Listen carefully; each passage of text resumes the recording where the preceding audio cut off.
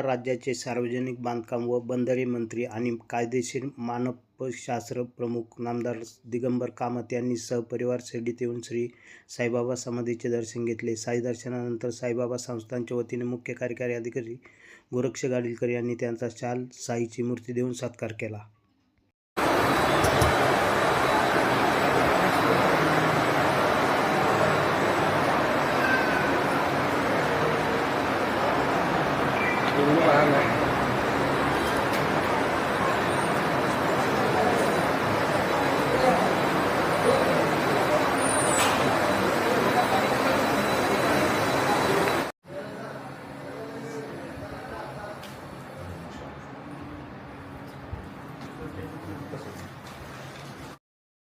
प्रवरा न्यूजसाठी प्रतिनिधी पत्रकार राजेंद्र गडकरी, शिर्डी परिसर.